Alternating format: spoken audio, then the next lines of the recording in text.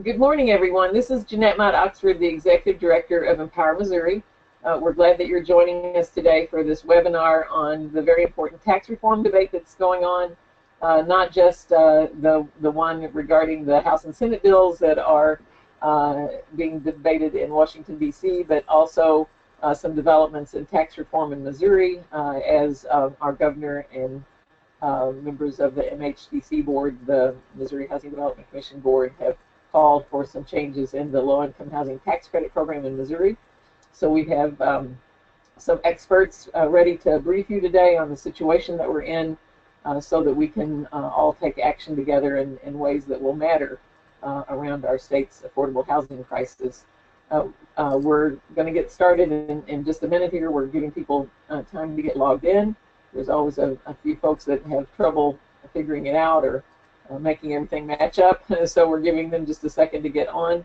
I will draw your attention to the fact that there's a question box that you can type questions into, or a hand icon that you can raise your hand and then your mic would be unmuted so that you can ask a question at the end after our speakers have presented, and we'll stop for those questions after each speaker.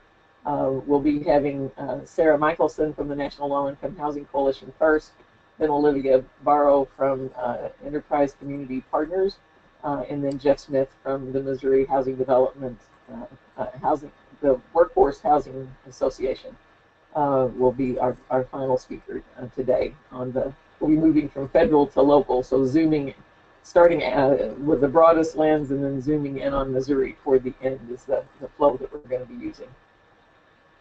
So there also are some handouts from Jeff's presentation that are available for download as a PDF, and you should be able to see that as well. So I think we'll go ahead and get started with Sarah, our first speaker, giving us the context of what's happening with the federal government just now. Thank you so much. As Jeanette mentioned, I'm Sarah Michelson. I'm the Director of Public Policy at the National Low Income Housing Coalition. I'm really pleased to have the opportunity to speak with all of you today about the tax reform bill and its impact in your state and beyond. There's a lot of things in the works and a lot of things to be concerned about, so I want to just dive right in if I can. So first, to talk about the tax reform bills that are being debated. There are a number of differences between the version that was passed in the House and the Senate.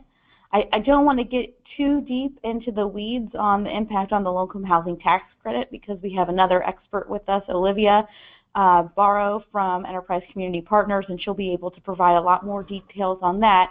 But I did want to give you a broader overview of what the impact of any of these bills would be on the affordable housing crisis that we're all experiencing across the country. So the first thing to point out is that while there are differences between the bills, they all have the net impact of really undermining existing tools that we have to build and preserve affordable rental housing. So the first piece that we focus on, especially at the National Low Income Housing Coalition and through our United for Homes campaign, is possible changes to the mortgage interest deduction. We have called for reforms that would make the tax break better reach more low and moderate income homeowners, but also to generate savings that could be reinvested into affordable rental housing. Unfortunately, neither the House or the Senate bill would do both of those things.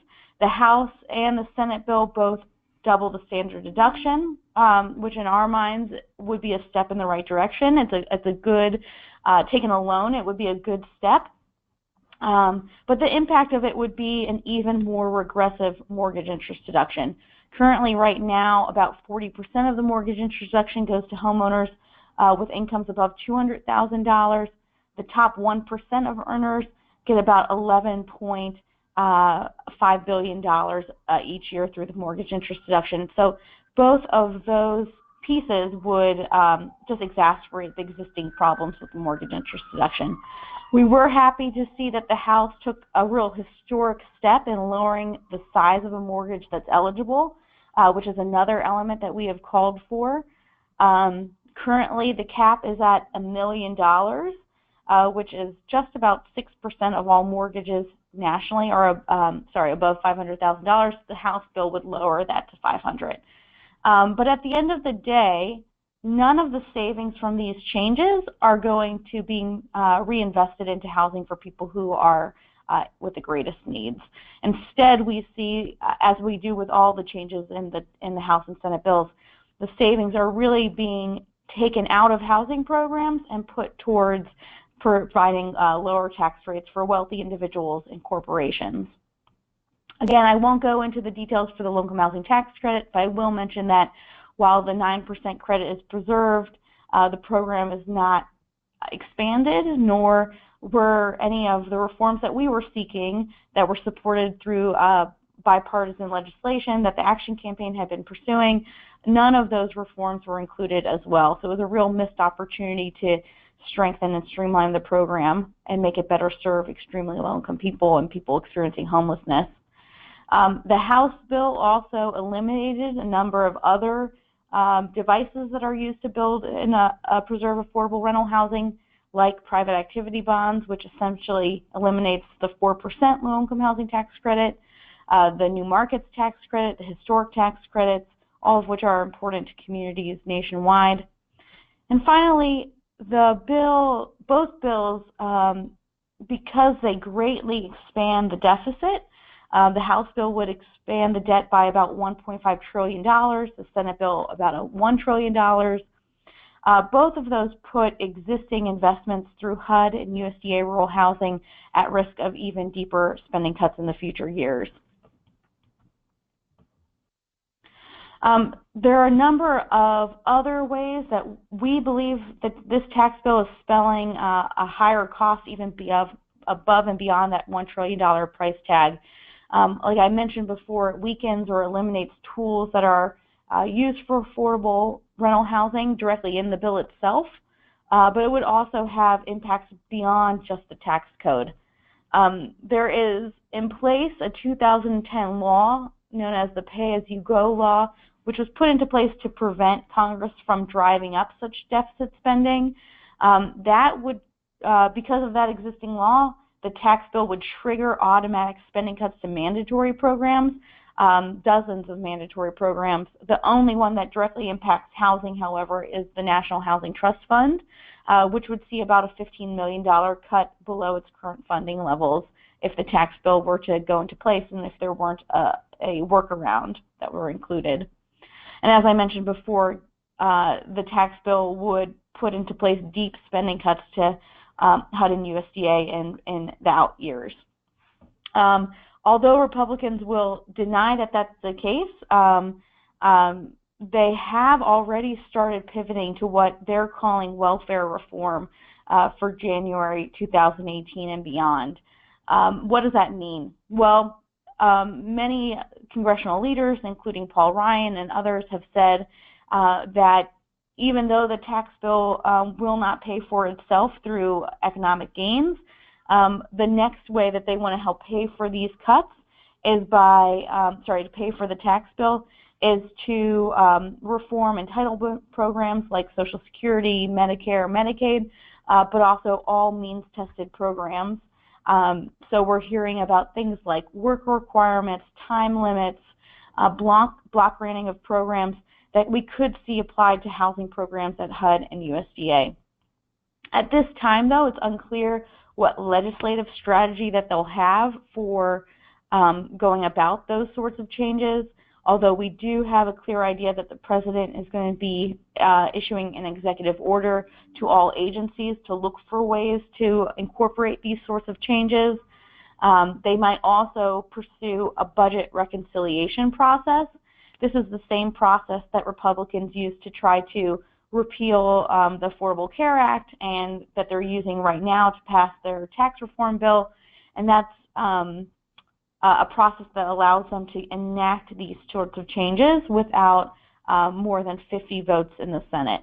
So that really undermines the ability for Democrats and more moderate Republicans to push back on these sorts of changes. This week, we're going to be seeing more definitively what's going to come out in a final bill. after the House and Senate have passed their bills, it now goes to conference committee. They'll work out the differences and then have to send that final bill back for a vote before the House and Senate. We expect to see a final version this Friday, so they're moving very quickly through the differences between the House and Senate bill, and likely there'll be a vote next Tuesday, Wednesday, or Thursday in the House and then the Senate. There are still some major hurdles that we hear that they haven't worked through, and these are issues that could cause a number of Republicans to withdraw their vote for the final bill. So, for example, Susan Collins, the senator from Maine, has been pushing for provisions that would minimize the damage that would be done to the Affordable Care Act if the tax bill is passed. The tax bill includes changes to the Affordable Care Act, including repealing the individual mandate, and so her bills, or these bills that she's pushing, would try to shore up those programs. But it's really unclear whether or not any of those changes, even if they could get through the Senate, whether or not there'll be an audience in the House. And in fact, we've heard from House Freedom Caucus members, so members who are among the most conservative in the House, that Paul Ryan, their speaker, has promised them that those health care bills will not come forward. So that really puts the ball back in Susan Collins' court about whether or not she'll vote for a final bill. And we think there is a good possibility with enough pressure that she would do that. But there are still a number of other issues that they haven't addressed yet. One is the pass-through, how to treat pass-through entities in terms of taxing them. The other big outlier is the SALT deduction. That's the state and local tax deduction, which heavily impacts high tax states like California, New York, New Jersey, and other places. There are a number of House Republicans who are weary about the impact in their states and, frankly, the impact on their ability to get reelected if they were to pass this bill, as well as issues relating to DACA for undocumented young people who were brought to the United States. Senator Flake pushed for that as being part of his agreement to vote for the tax bill, but it's looking less and less like there'll be a fix by the end of the year.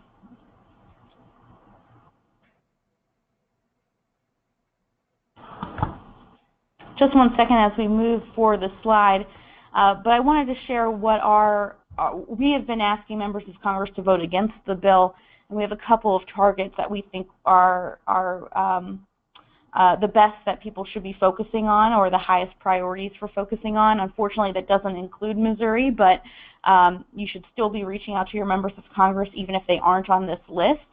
Again, in the House, we're focusing on Republicans that are in blue or purple swing states who would be most impacted by the reduction in the state and local tax deduction. So those are states listed below: California, New York, Illinois, New Jersey, states that have high state and local taxes that would be most impacted by this provision. And then in the Senate, we're focused more on those moderate Senate Republicans or others who have been willing to buck their party a little bit more. So one is making sure that Senator Corker remains a no vote against this tax bill. We already voted no when it was the first version was going through the Senate.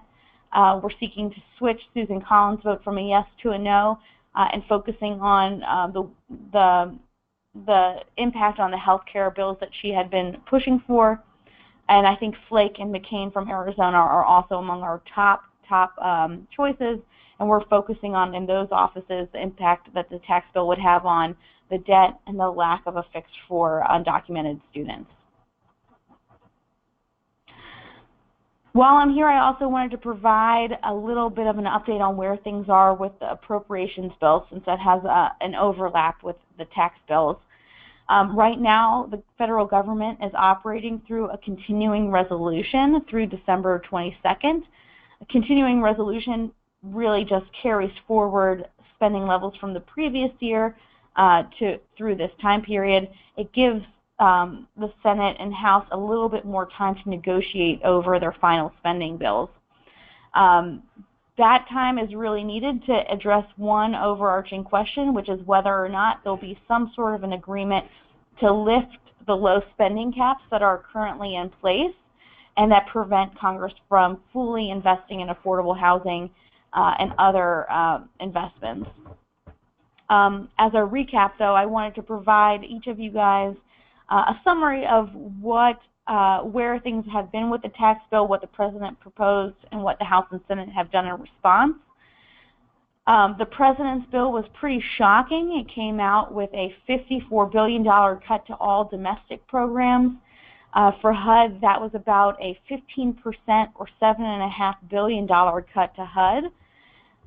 The House rejected those cuts, but what we had feared came true. Our fear was that that would really move the goalposts significantly, and all of a sudden cuts that were half as deep would seem reasonable. That's exactly what the House did. It underfunds HUD programs by $1.5 billion. But luckily, the Senate moved forward with a bill that would actually fully fund housing programs and provide a modest increase to other programs.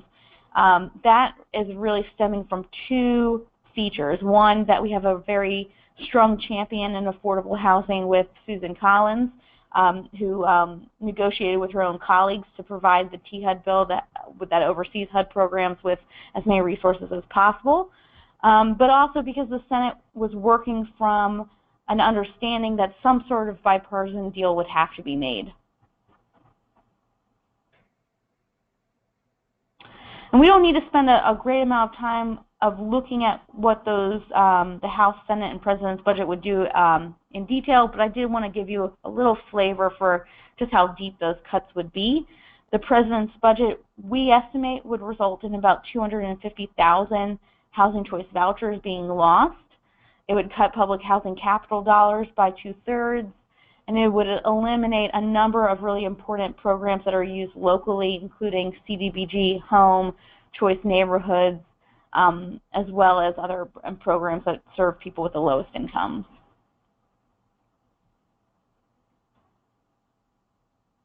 The House bill, as I mentioned, didn't go nearly as deep as the President's budget, but still would underfund HUD by $1.5 billion. We estimate that those cuts would result in 140,000 vouchers being lost, still a very significant loss for people who are on wait lists and waiting to get these resources. It would also provide a little bit deeper cuts to home and CDBG by $100 million each, and short fund existing contracts with private developers. On the other hand, the Senate bill, which we were really pleased to see, especially in this budget climate, it provides nearly $2 billion more in funding for HUD this year than in last year. Most of that money is going towards ensuring that all existing rental assistance contracts are renewed, and we have estimated that it would fully fund those voucher programs as well as the PPRA program. And also it provides modest increases to other important resources like public housing, homelessness grants, healthy homes, and other initiatives. So we were really pleased to see that bill, and we're hoping that that's really the starting point when it comes to any negotiations over a final spending bill. So as I mentioned, the biggest question is what sort of a deal will be made when it comes to the spending caps and how much to lift them by. But right now there's really no clear indication of how that exactly will turn out. There's a kind of a blinking contest between Republicans and Democrats, and the President as well, who has hinted that there might be a government shutdown if he weren't to receive the funding that he's looking for to build a wall between the U.S. and Mexico. Democrats are considering a shutdown over not having a fix for undocumented students. So it's really unclear how that's going to turn out right now. I think everybody's expecting at the very least another continuing resolution to put us through to January, where we'll see something more final. And as always, until we reach a point where we see those final budgets in the final bill for HUD and USDA rural housing, our message is consistently to be that Congress needs to lift the spending caps that are in place, and they need to do so that in a way that's equal to both defense programs and domestic programs. That's really the biggest sticking point, so we want to make sure that we're hitting that home. And of course, once a budget deal has been made, we're going to push for as many resources as possible for affordable housing and community development. And with that, I'll turn it over to Olivia, who can provide more details about how the tax bill will impact affordable housing through the low-income housing tax credit. Thank you, Sarah, and thank you for everyone for being here today, and to Empower Missouri and the National Low-Income Housing Coalition for having me here. Again, I am Olivia Barrow with Enterprise's Federal Policy Team, and I'm going to focus on the specific impacts facing the low-income housing tax credit and tax reform. So Sarah, thank you. You gave us a great overview of the federal landscape, so I just want to quickly highlight a few additional things on timing. The first being that the conference committee between the House and Senate is going to hold an open meeting on the Tax Cuts and Jobs Act tomorrow afternoon. So timing is, of course, moving quickly, and we expect a draft conference report will be released probably at some point today in advance of tomorrow's meeting. This draft report will be mostly final because the rest of this week will be needed to iron out the formal aspects of the bill's language and budgetary impacts before it can be brought to a vote next week. So all that is to say, advocacy needs to happen now. The next couple of days may be the final chance we have to influence the tax reform bill before it's voted on and ultimately sent to the president's desk. Moving to specifics of the Senate bill, I'm happy to share, as Sarah already mentioned, that it retains the federal low-income housing tax credit and private activity bonds. But that does not mean that the bill is without its concerns. The Senate version of the tax reform bill would reduce the top corporate rate from 35 to 20%, which would impact the housing credit in the form of reduced investor demand, as well as changes to credit pricing, which, as you all know, we have already seen influence the housing credit market since last year's election. If the corporate rate is reduced to 20% without any corresponding changes to the credit, we estimate that 200,000 units of affordable housing would not be built in the next decade. And in Missouri, the Senate version of the bill puts over 3,000 affordable units at risk in the next decade. So Enterprise and our partners have developed a proposal that would modify the housing credit formula in the event that the corporate tax rate is lowered. This proposal would have two parts and would allow the credit's production potential to be sustained at current levels, even under a lower corporate rate. So we have been sharing this proposal with members and have been urging them to include it in the final bill that is negotiated between the House and Senate. There are two additional concerns with the Senate bill that we've been monitoring, and I apologize that this will take us into the weeds just a bit here, but I do think it's important for understanding the bigger picture of how this bill will impact our affordable housing system. So the first concern that we're monitoring is an amendment offered by Kansas Senator Pat Roberts that would incentivize rural and veterans housing. So this amendment would classify rural areas as difficult to develop areas, which would make rural projects automatically eligible for the 30% basis boost.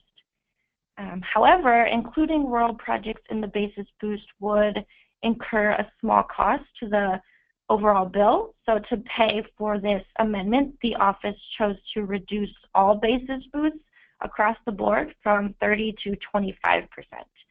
And this change would take effect for projects placed in service after January 1st, which introduces a host of budgeting concerns for those projects that have been allocated but will not be placed in service by the January 1st deadline.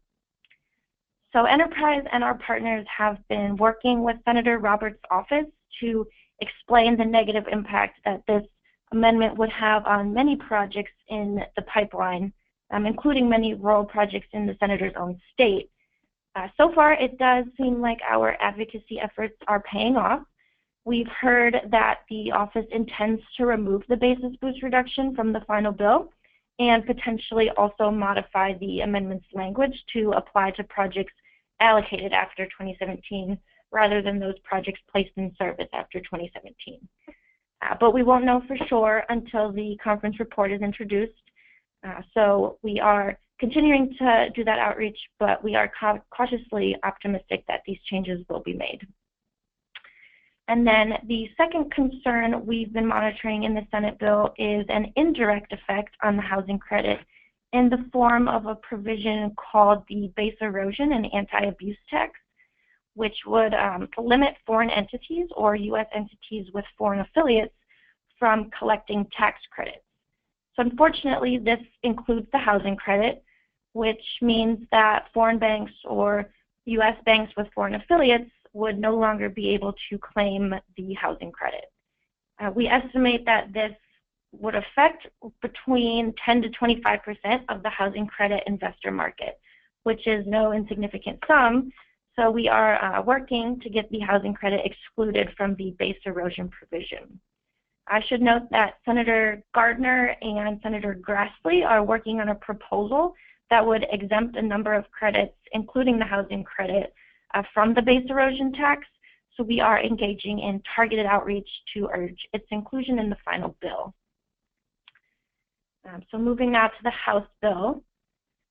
Even though the Senate does have several potentially negative impacts for affordable housing, the House version of the bill, as Sarah mentioned, would actually be much worse. As I'm sure many of you know, the House bill would eliminate private activity bonds, which are, of course, critical to the housing credit's success because multifamily housing bonds are a type of private activity bond, and multifamily housing bonds trigger the 4% housing credit. So without private activity bonds, there would be no 4% housing credit. This would obviously devastate the credit's production potential because housing bonds finance roughly half of all housing credit projects. So the estimate is that the House version of the bill would eliminate nearly 1 million units over the next 10 years. And 800,000 of those units would be the direct result of eliminating bonds. And in Missouri, the House version of the bill would cost the state an estimated 6,000 affordable units over the next decade. You obviously all know that a reduction of this magnitude is the opposite of what we need when faced with such a severe affordable housing crisis. So there really is a lot at risk in the House version of the bill. Fortunately for our key programs, the Senate has significantly more leverage in conference negotiations because the Senate can only afford to lose 3 Republican votes before the bill fails, whereas the House has a much more comfortable margin. So moving forward, our top priority in conference negotiations is preserving the tax exemption on private activity bonds. Eliminating bonds is by far the most damaging of the proposals we have seen, and it is not certain that bonds will have the support from both chambers to make it into a final bill. So this is really where the bulk of our advocacy efforts will continue to be focused in the coming days. I will note that the House and Senate, we've been hearing that they're looking at potential compromises on private activity bonds beyond just retaining or eliminating them. So these compromises might include limiting bonds to certain uses, such as infrastructure and potentially housing, or it could involve reducing the resources available through bonds by limiting the cap. But either way, we continue to urge Congress to fully retain private activity bonds, specifically for multifamily housing without any restrictions or reductions. I want to also be clear that there will still be opportunities to influence this bill after, or influence our key programs after this bill is likely passed, and make any adjustments to the likely unintended consequences that will arise from tax reform. So members and leadership have indicated that a tax extenders package may be considered in the new year. For those of you who aren't familiar, a tax extenders package is a bill that would extend certain tax credits that aren't dealt with in tax reform. So enterprise and the industry's goal for 2018 will be including modifications to the housing credit to sustain its production potential under the reduced corporate rate, as well as exempting the credit from the base erosion tax, and then also enacting the provisions in the Cantwell-Hatch legislation to strengthen and ideally expand the program. So the reason I'm really here is to share with all of you what you can do to influence the bill in the very short time remaining before a final vote takes place. So before I stop to take questions, I want to just highlight a few of the ways that you can get involved. So first, make sure that your organization has joined the Action campaign. Action is a national coalition of more than 2,100 national, state, and local organizations and businesses advocating in support of the housing credit and housing bonds. Enterprise co-chairs the coalition alongside the National Council of State Housing Agencies, and we have seen tremendous engagement over the past several weeks, and really this past year, as local groups reach out to their members and activate their own networks to support these key programs. We have been and will continue to provide updates throughout the entire tax reform process, and our Action website has a number of advocacy tools to make outreach simple and streamlined, including sample letters to Congress and talking points on multifamily housing bonds. I also cannot emphasize enough how important it is for local groups like all of you to be engaged in this process. We absolutely rely on our grassroots network of advocates because those local examples and local networks that you all provide are absolutely critical to getting the message across to elected representatives. And that's not something that we have the capacity to do from DC without all of you. So finally, I want to ask all of you to please reach out to your Republican representatives in the House and Senate. Make sure that they understand the potentially devastating impact for affordable housing, and ask them to share their support for multifamily housing bonds with Republican leadership and conference committee members. I also encourage you to continue reaching out to Senator Blunt. He is an influential senator in his party, so making sure that his office is aware of the threat to key programs and all of the work that you do is critical. I'll also note that as you're reaching out to Republican offices, you should ask them to share their support for private activity bonds with Republican conference members and leadership. So we expect much of the final decision-making on tax reform will ultimately reside with leadership. So members should share their support for affordable housing with Speaker Paul Ryan, Ways and Means Committee Chairman Kevin Brady, Majority Leader Mitch McConnell, and Minority Leader Chairman Hatch. And then finally, I just want to leave you with a list of all of the Republican conference members in the House and Senate. On this slide, I have indicated which of these members have co-sponsored the housing credit legislation in the House and Senate. As you can see, we have a pretty good showing of support for the credit among this group of conference members. And while there are also Democratic conference committee members, their influence will be quite limited in these negotiations, so our efforts are focused exclusively on Republicans. And while there aren't any members from Missouri on the conference committee, that does not mean you are without a voice. We encourage you to reach out to all Republican representatives in the House and Senate, educate them about the potential negative impacts on affordable housing, and ask them to share their support for bonds with Republican leadership and conference members.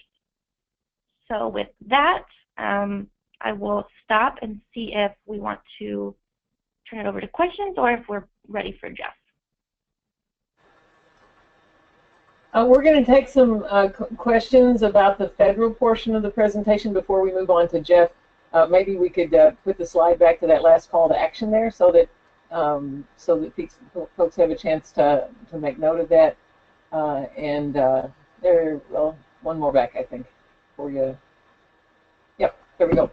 So those are the actions that we're urged to do just now, is to focus on Republican representatives and senators to support family housing bonds and any final tax reform bill is one of the calls to action. And Sarah, you want to repeat what your call to action was just a little bit earlier?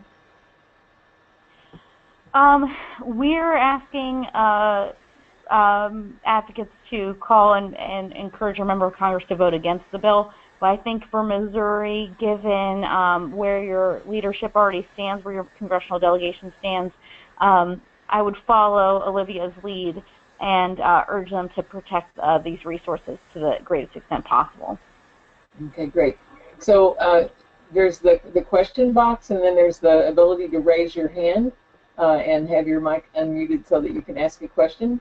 Does anyone wish to be recognized to ask a question at this time of either Sarah or Olivia?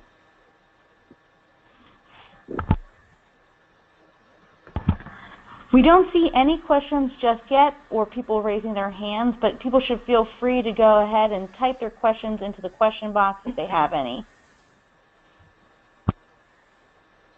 While we're getting that first question submitted, I do want to point out that Empower Missouri hosted a press conference last Friday. In Jefferson City, we were joined by the Missouri Conference of the NAACP, by Nonprofit Missouri, by the Missouri Community Action Network, by the Missouri NEA, and by Faith Voices for Jefferson City. And each group talked about their concerns about the tax reform bill from a lot of different angles. MNEA talked about the fact that because our state deductions are linked to the federal ones, that we can expect a loss in general revenue if this federal plan passes, a loss of $700 million or more, possibly $800, $900 million of general revenue, which will put a lot of pressure on school funding and possibly cause some folks to have to pay more in property taxes at the local area in order to support their schools. Nonprofit Missouri pointed out that the Johnson Amendment would be eliminated in some versions of the bill, and that would mean that not-for-profits and communities of faith could be very active in partisan politics and even endorse and contribute to candidates for office. And there was real concern about what does that do when your funders are giving money for your mission. You know, say your mission is to feed the hungry or to house the homeless, and folks are thinking that they're donating to that cause, and then learn that your money is being donated to a candidate for, a Republican candidate or a Democratic candidate for office. That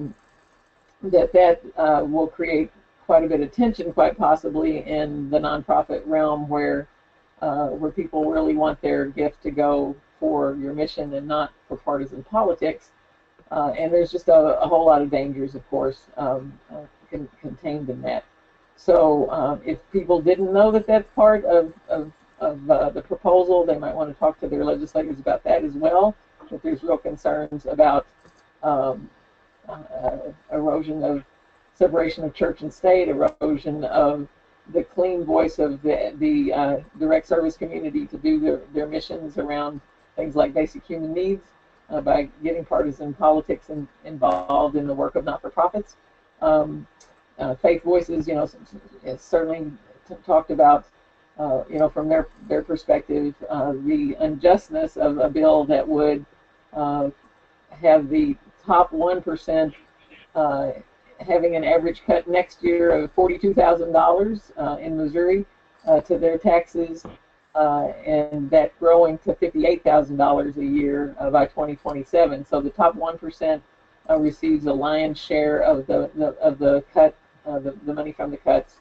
And overall, Missouri is one of 19 states where all of our citizens totaled would pay more in 2027 than they do now because of how the plan changes over time.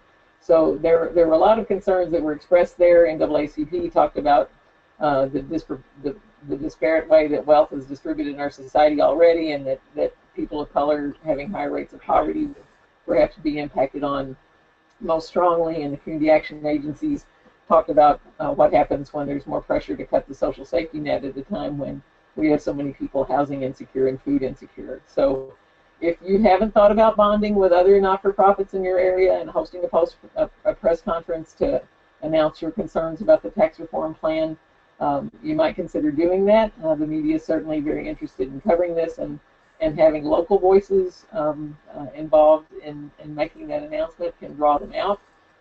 It's also good to quickly submit guest columns to your local newspapers and letters to the editor, and to do everything that you can with social media to draw attention to this bill. Much of the public is not aware that this is happening. Even people that are fairly informed. I talked to someone the other day that normally follows politics, and she knew very little about what was happening in this tax reform plan. So please don't assume that your neighbors know about this. It's important that we be talking about it. So Jeanette, we do have a couple of questions here, okay, which I think could be directed to both you and Olivia. It looks like there are some people who are worried about if this bill were to go through and there would be a strain on their ability to build affordable housing, what can they do to minimize the losses?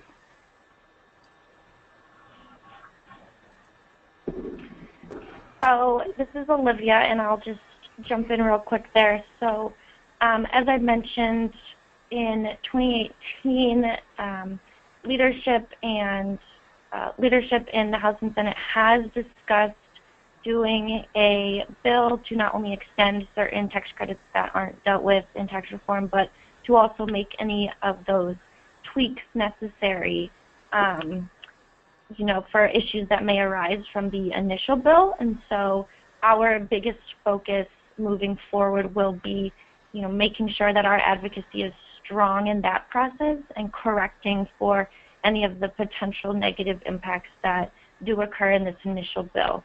And so as that process unfolds, making sure that local organizations that rely on these financing tools are being vocal in the process and really advocating for the resources that are needed. And that's a frightening question in many ways, because we're already so short on affordable housing. The tragedies that already happen in our state, just from the frequency which low-income people move, really is hampers school success for families with those very low incomes. We know a lot of families are living in substandard housing where they're exposed to things like rodents, insect pests, lead poisoning, raw sewage, and that this has a horrible health impact on families and on communities.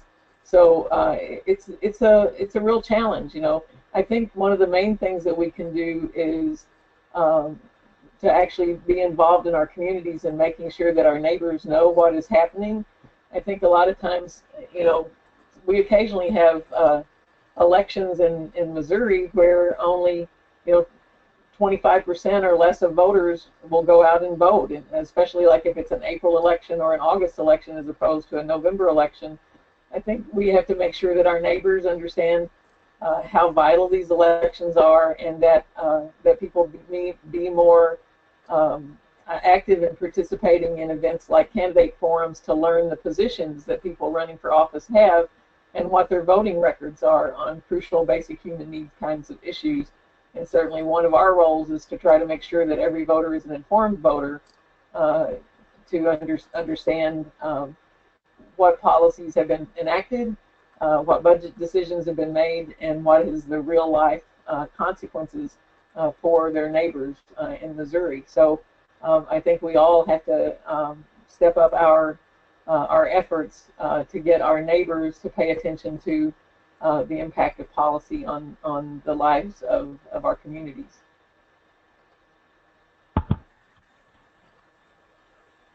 Was there another question? Yeah, we have one more question that has come in about asking about what we think is the likelihood that we'll see those welfare reform changes, whether or not we think there's an appetite among members of Congress for that. I don't know if other people have thoughts on it, but I can start us off a little bit. I think it's really unclear right now what the appetite would be in the Senate, but there's clearly an interest on the House side. And we're really concerned that, especially in an election year starting next year, that this will be something that some Republicans would love to run on. Their willingness to cut back on entitlement programs and impose these sorts of changes to require work requirements and other things. But it's really unclear right now what would happen in the Senate. The only thing I'll say that points to a bad outcome for that, however, is that with this tax bill, this is a major success, a legislative achievement for Republicans in Congress.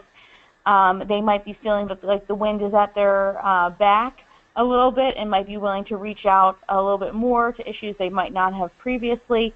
But I think we'll see more on this in the next couple of weeks as their strategy unfolds after tax reform.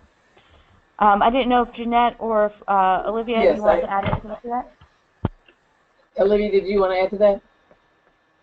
Yeah, just briefly, I'll mention that, of course, right now our main focus is just making it through with our programs intact and tax reform.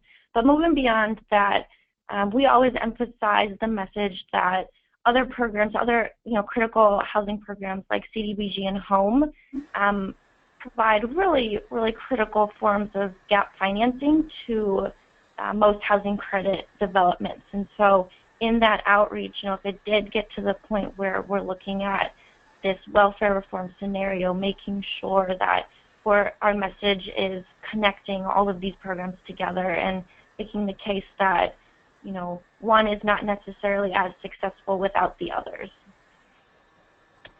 And this is Jeanette from Empower Missouri.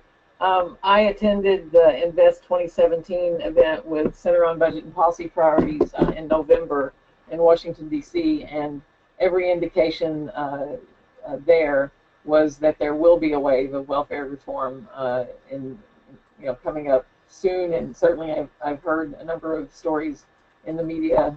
Even this morning as I was driving to a meeting at St. Patrick's Center, there was a story on about possibly adding work requirements, stronger work requirements. We already have very harsh work requirements in Missouri for able-bodied adults without dependents. So harsher work requirements and possibly drug testing, et cetera, in order to get supplemental nutrition assistance programs, SNAP, commonly known as food stamps.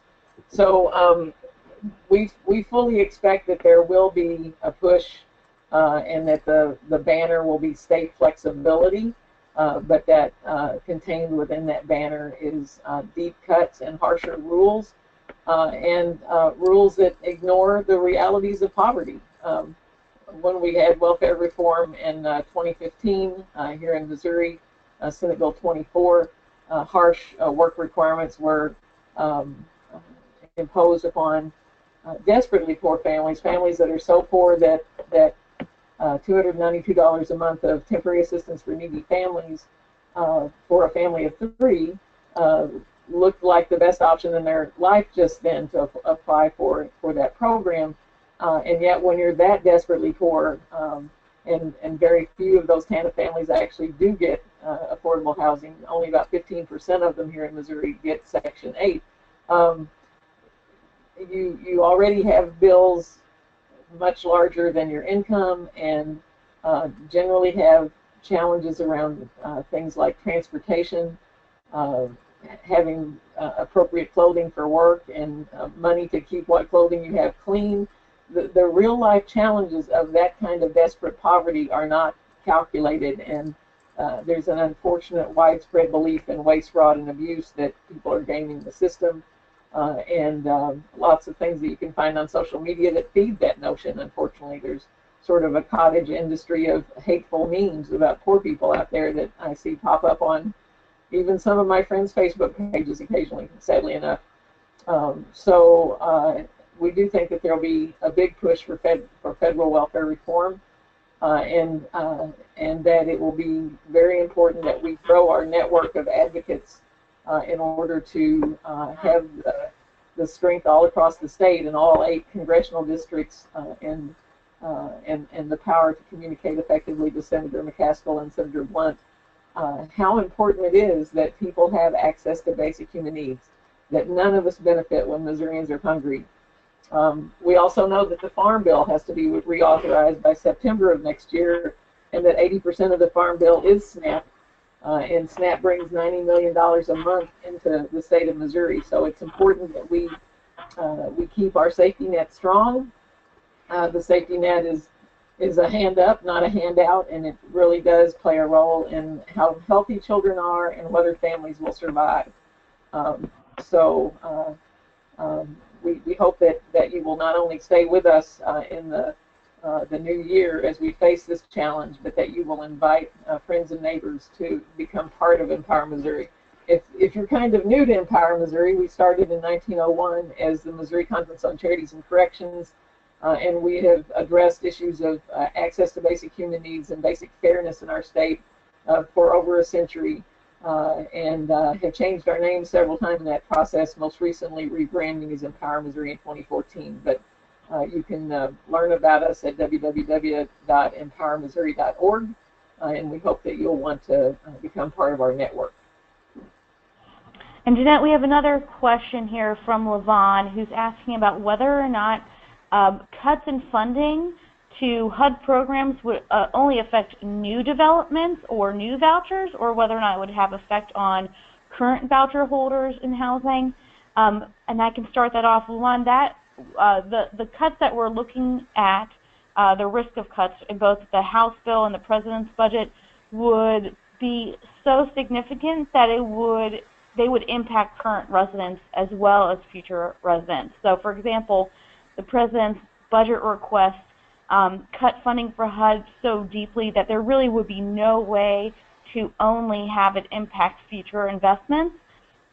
So we saw that in the form of about 250,000 vouchers being lost, one way to do that would be to just recapture vouchers as they naturally go through their process and become unused, and not handing them out again or reallocating them out again. But at cuts that deep, there really would be no way to do that without taking away resources from existing residents. The same is true for cuts to the PBRA program, the Project-Based Rental Assistance Program. The President's budget and the House budget would short fund those existing contracts, which means that private landlords that are already in contracts with the federal government would see their the amount of subsidies that they receive go down, and they would have to pool those resources out of existing savings or reserves, and many won't be able to do that. They might not have the cushion to do that. So that is part of the reason why we're pushing so hard on lifting the budget caps that are in place for defense programs and for domestic programs equally. There really is no way to serve all existing residents of federally subsidized housing unless those caps are lifted. And if they aren't, that means that there could be really dramatic cuts in funding. I will say that things look good in terms of there being some sort of a budget agreement, and that's because unlike the tax reform bill or the health care bill that was before that, any appropriations bill still needs 60 votes in the Senate, and that gives Democrats in Congress a lot of leverage when it comes to negotiating over a final amount. I'll also say that there's a good likelihood that we'll see some sort of an increase in spending for domestic programs, and in part that's because of the interest of some Republican senators as well who have an interest in lifting those spending caps. The question will be how much funding will priorities like affordable housing get in this budget deal. And that really comes down to whether or not Democrats can assert enough leverage to make sure that there's parity between defense programs and non-defense programs, which means that for every dollar of defense spending that gets increased, there should be $1 for domestic programs as well. We should find out in the next week or so what the outlines of that agreement are. But as I mentioned right now, there's a lot of posturing around this, and we're yet to see some sort of final agreement come out of leadership. And this is Jeanette from Empower Missouri. I would say it's really important to try to be introducing your elected officials, both state and federal, to people that your programs serve. If you are a direct service provider, be sure and invite folks to come out and tour and to meet the people that are benefited. Nicole McCoy, the chair of our Affordable Housing and Homelessness Task Force, conducted a tour of the veterans residence on Locust Street in St. Louis last summer for state and federal legislators to meet the veterans that were served there. And as much as we'd like to believe that lawmakers somehow make decisions based on data or what the statistics say from studies, that kind of thing, often it really is that heart connection that's the thing that matters most.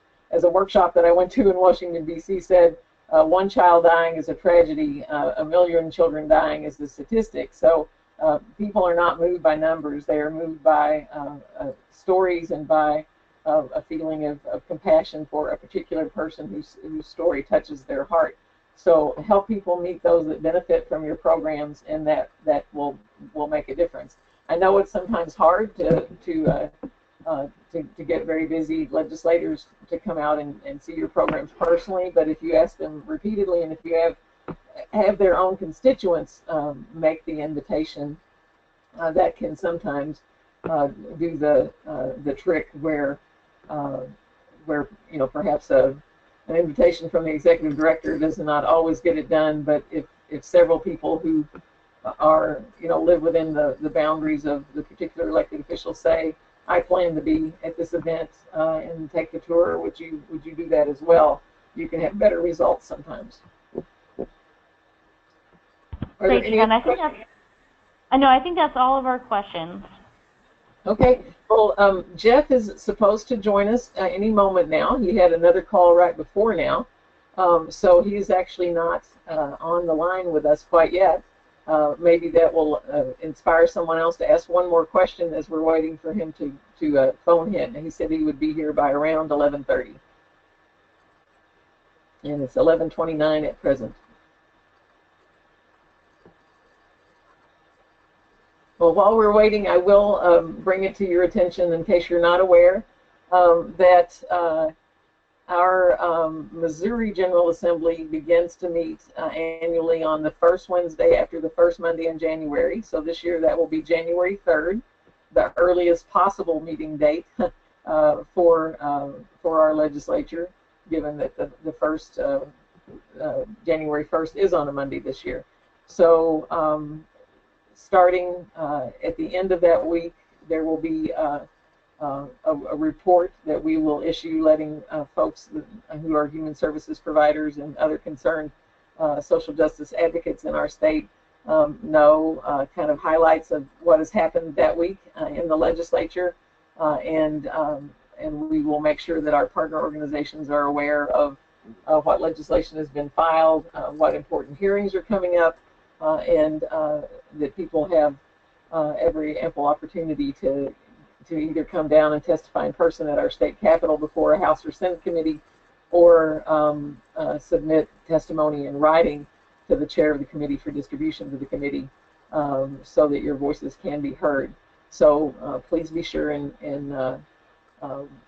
stay engaged with us as the General Assembly starts to meet here on January 3rd. As I said earlier, if we should lose $700 million or more out of our general revenue, think of all the things that are already underfunded in Missouri government. Mental health, being a very glaring example, with only 1 out of 5 people who need mental health services in our state receiving them currently. There's just so much that needs to be done around shoring up our revenue and funding in essential programs. So your voice will be very much needed from January to mid-May, when our legislature adjourns normally, unless there's an extraordinary session called. Any questions about the legislative session that's coming up, as we're waiting for Jeff to get on the line?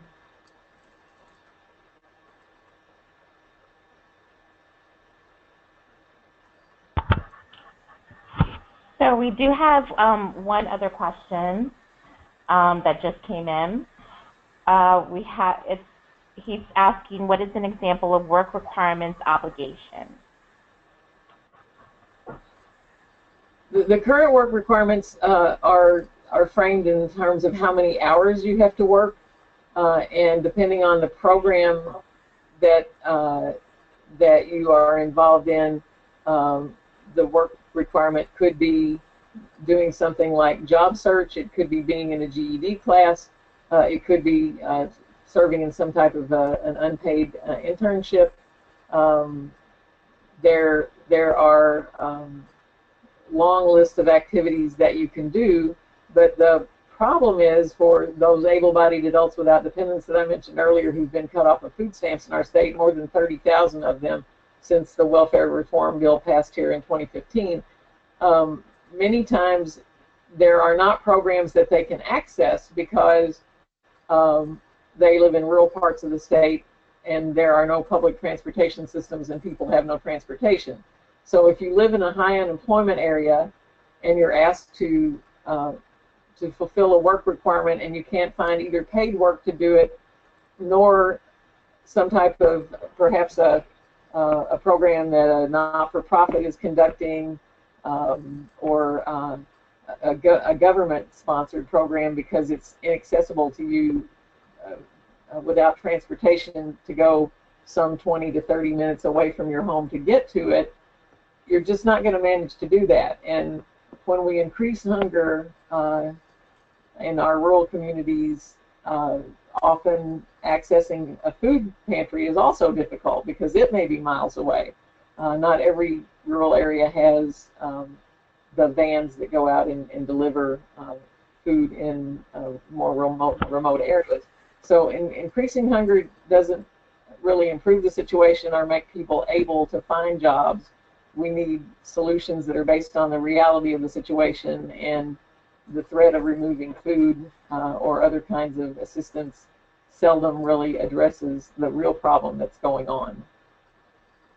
Yeah, and this is Sarah. I'll just jump in here also. I think the work requirements piece is one that us as housing providers and advocates are going to have a difficult time answering, because I think at first blush, to many people, the idea of work requirements sounds very reasonable. But in practice, we know from past experiences that it actually is a significant barrier that people would have to face. So if you look at some research that's been done about the impact of work requirements that stem from the 1994 Welfare Reform Act that was passed, you saw that the result really was driving more people into more extreme levels of poverty for exactly the reasons that Jeanette uncovered. The truth is that if we're concerned about people finding well-paying jobs and we want to make sure that they are accessing those, it's much harder for people to get and maintain those jobs if they don't have a place to live. And we know that that makes a lot of sense intuitively, but our job will be to be educating members of Congress about what that would mean in the long run.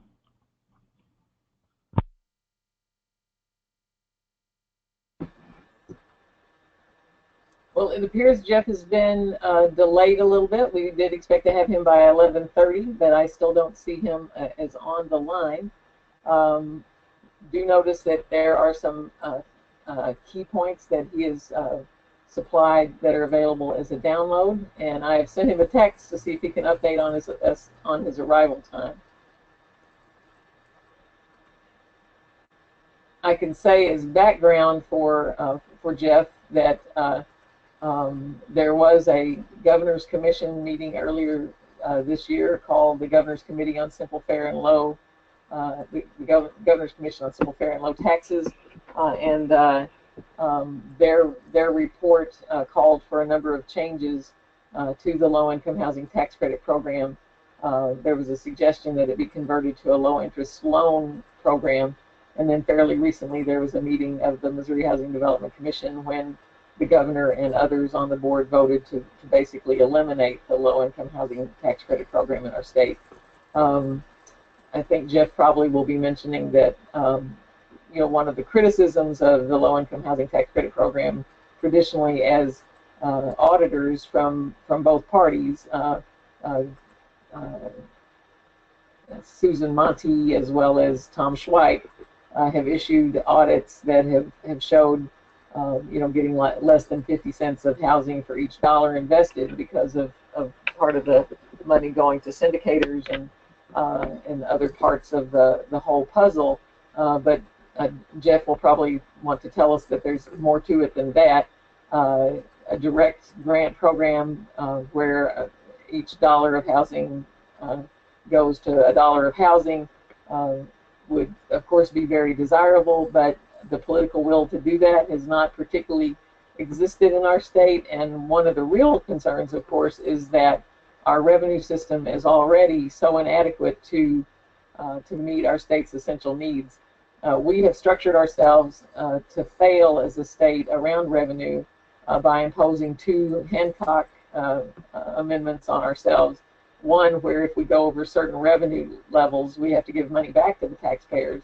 And the second one, if we try to raise revenue past certain levels, and it's about $100 million at this point, anything that we do to increase revenue by more than $100 million would have to go to a vote of the people, and managing to win something like that is very difficult because those that can afford to buy advertising that would you know, spell doom and gloom if the proposal passes, whether or not the facts that they share are quite accurate, often can win the day in a situation like that.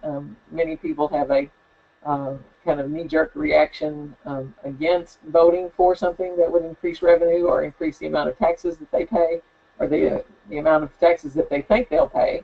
They might actually be a net winner in a particular proposal, but if told that they were going to be a loser, might not check out the facts and might still automatically vote against it. So we have a real challenge here.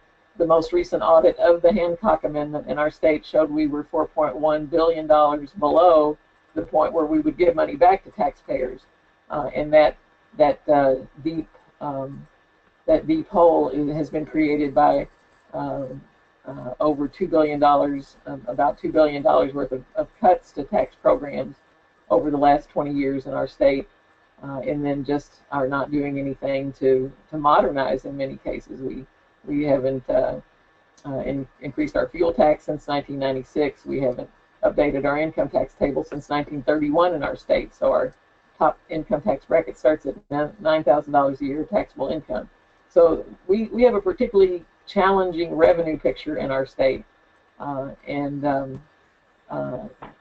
finding any money. Hey there. We'll get to Jeff in just a moment. Finding any money to create new housing programs is a real challenge given the structure that we have. Jeff, are you here? I am here. I apologize. Right. So your slides are Jeff. Jeff is Executive Director of the Missouri Workforce Housing Association, and will fill us in on the state piece of this. Thanks very much, Jeanette. Is everyone looking at the PowerPoint?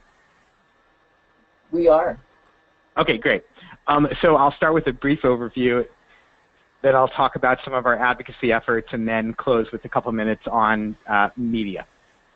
So going to the slide called Overview, how did we get here? Well, it starts really with 2016. Pretty much everybody in the affordable housing community supported Chris Koster in the gubernatorial race based on long-standing relationships with the then Attorney General, and based on the fact that no one really knew Eric Greitens, and pretty immediately he was surrounded by people like former Senators Jason Crowell, Brad Lager, and John Lamping, and he was early in his campaign started talking about low-income housing tax credits as being a program that was just a giveaway to rich, greedy developers, not realizing that the bulk of projects go to either nonprofit organizations or firms that are partnering with nonprofits on the deals. Then, pretty quickly after his inauguration, Governor Greitens announced the formation of a tax committee. He called it the Committee on Fair, Simple, and Low Taxes. Who could be against those three things, right? Unfortunately, the committee recommended really eviscerating the low-income housing tax credit program, recommending subjecting the annual credits to the appropriations process.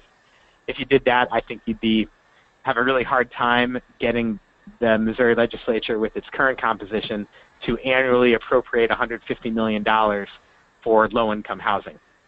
That's why it's so important that it remain as a tax credit instead of something that would be subjected to the appropriations process every year.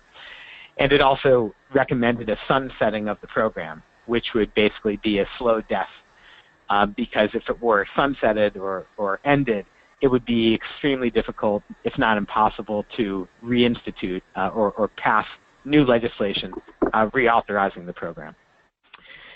So that committee made its recommendations on June 30th. Subsequently, Governor Greitens decided that he wanted to try to maybe, instead of going the legislative route or to increase his leverage over the legislature, he wanted to change some things at the Missouri Housing Development Commission. MHDC, as many of you know, is the body which actually awards tax credits. And Governor Nixon, regrettably, had left several vacancies on the commission. Because of those vacancies, that allowed Governor Greitens to kind of stack the commission, much as he has done with the State Board of Education. One of the new appointees was former Senator Crowell, who I mentioned earlier, was probably the leading opponent of low-income housing during his time in the Senate, and he spearheaded an effort to stack the commission and authorize a new round of a fiscal 2018 set of guidelines which eliminated completely state tax credits. If you eliminate the state tax credits, that makes it almost impossible financially for any developer, for-profit or nonprofit, to make a development work, and will make it absolutely impossible in the rural areas, ironically. So it'll be even worse for rural areas than urban ones.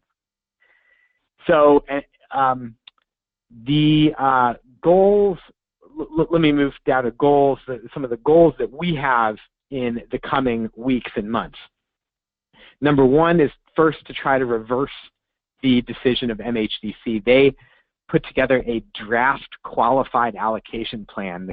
The QAP is the document by which MHDC judges project applications. So when developers apply for applications, the QAP says, you know, here's what you here are the kind of projects that you should give credits to. So far, there's been a draft QAP put together, which was voted on, but there's the actual vote to enact that draft QAP and make it, formalize it, is December 19th. And we are trying to discourage commissioners from voting to actually adhere, to actually formalize the current draft QAP. Lieutenant Governor Parson opposed the initial recommendation, and we want to praise him for doing that. Same with Treasurer Schmidt. So part of our effort is to praise those two, and I'll talk more about this in a moment, but we also want to turn the other 6 votes around, because we don't want them to get 6 votes. We don't want to have a whole year go by with no state tax credits, both because it would be terrible this year to not be able to preserve or generate any new affordable housing, but also because it's such a terrible precedent for future years. So what are we doing to make this, to kind of implement this? Well, direct advocacy is the next slide. And the Senate is the focus. Why? The Senate is the focus because they have leverage over the governor, because senators, the Senate as a whole, has to approve all gubernatorial appointments. The governor, of course, has dozens of appointments to various boards and commissions that he wants to implement the policy in a number of different policy areas that he has espoused. if none of those appointments are confirmed, he'll kind of have to go back to the drawing board. They have to be confirmed within 30 days. And so we're asking senators to block the governor's appointments to Mhdc and really block other appointments as well in response to the governor's unilateral moves to take away the legislature's prerogative.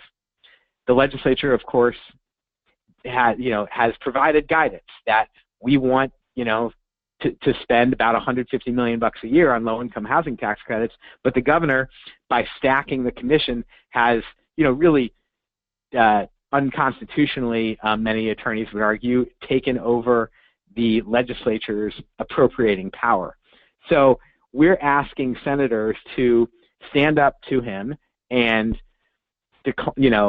stand up and reject his appointees as a way to let the governor know that we won't stand for this action, and hopefully get him to reconsider.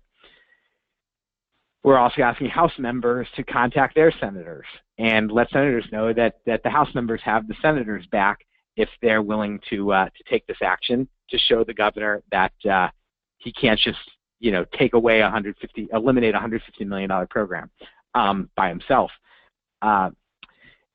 We're doing property tours, bringing legislators on tours of low-income housing developments all across the state.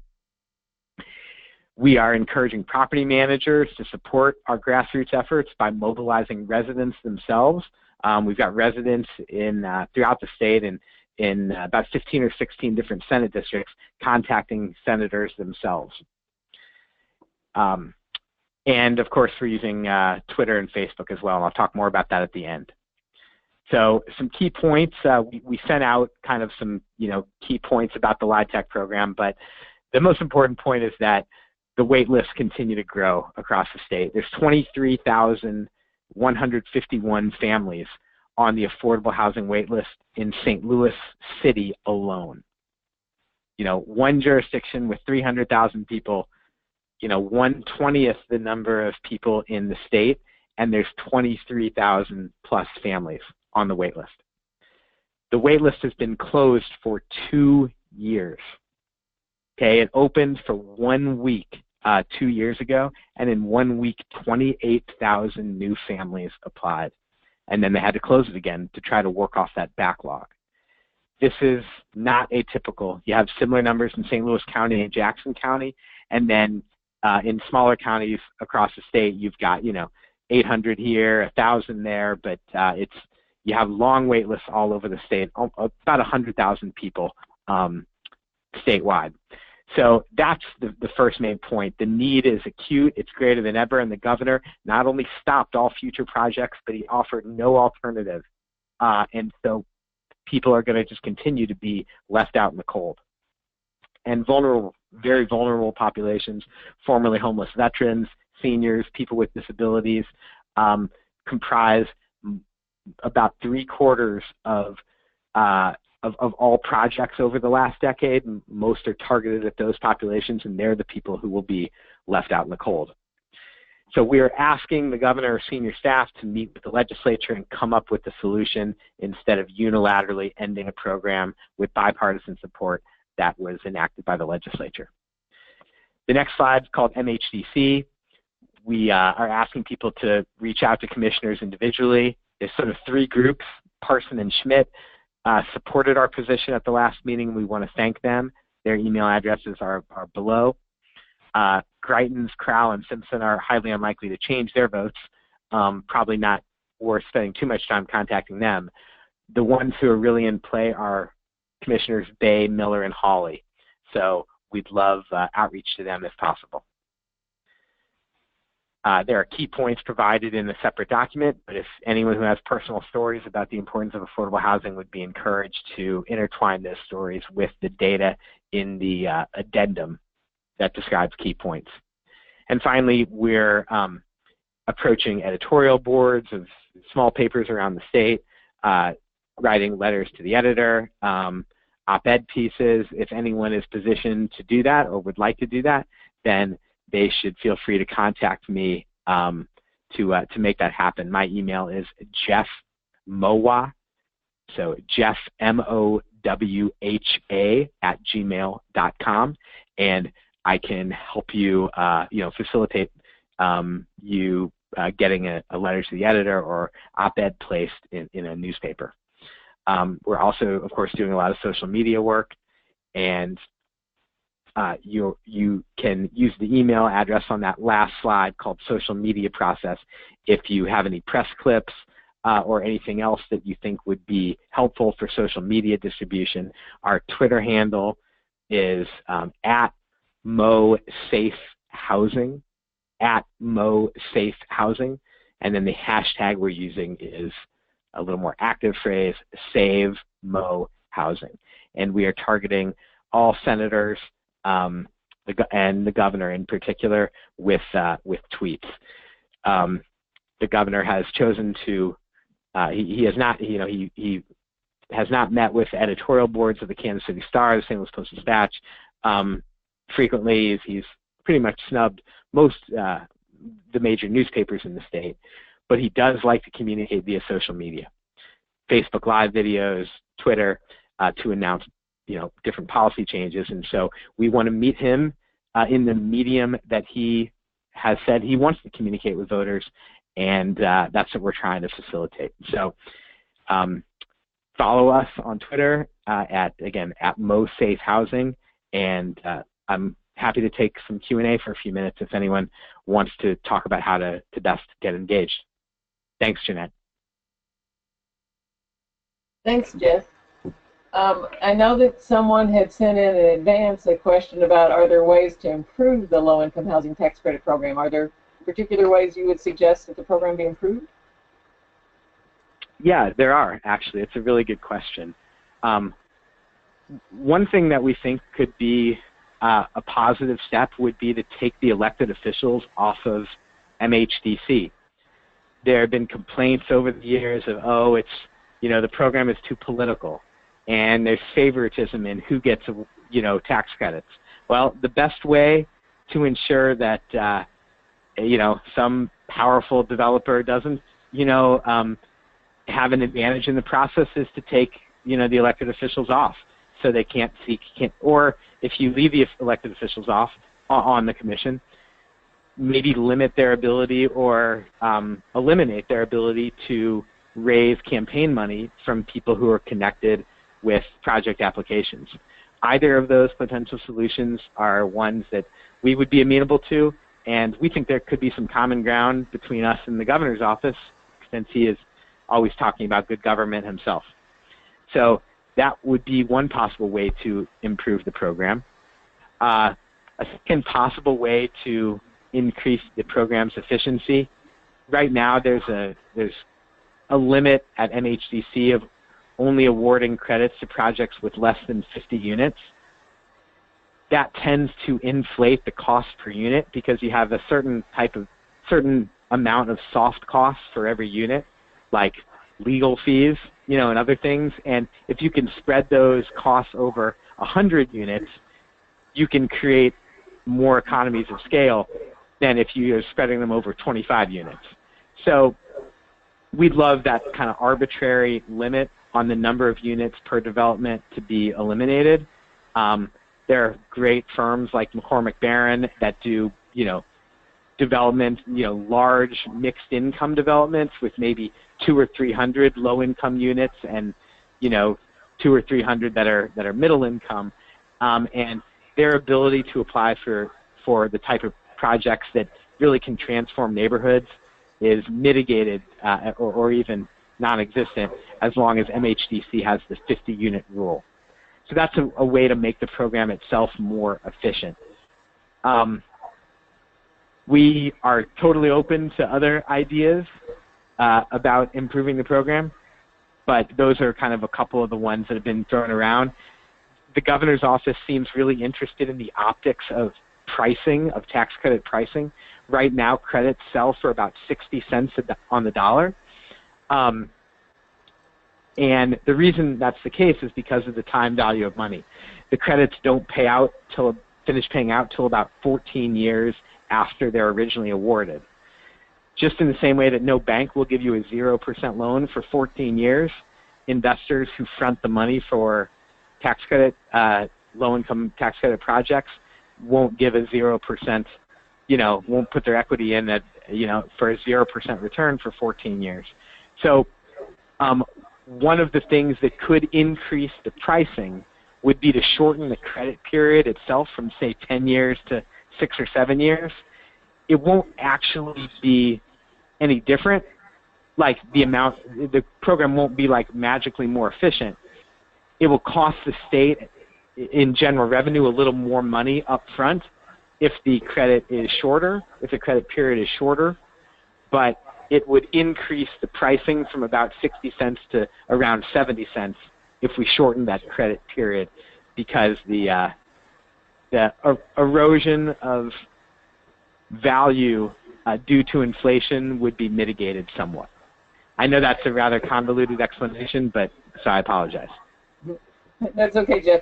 Earlier, I mentioned that many of us would love to see there be a direct grant program for housing where you get a dollar's worth of housing for a dollar put into it, but that given the way our revenue system is structured in our state and the lack of political will around doing anything to increase revenue, that's a truly heavy lift. Would you agree with that assessment?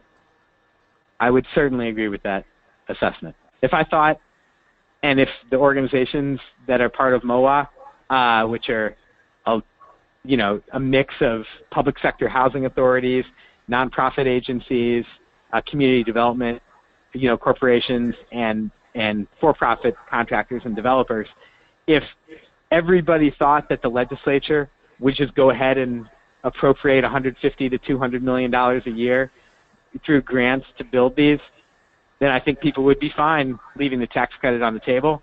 But they're nobody believes that to be the case, and given the current composition of the legislature. So as you said, the program that we have does a good job of leveraging the federal tax credit, the matching federal credit, and also has the benefit of, it does take the risk off of taxpayers. If you did just a straight grant to build low-income housing, then if the project goes belly up or has problems in construction, then taxpayers are on the hook for that. This way, the only people on the hook if something goes south are the investors, not taxpayers.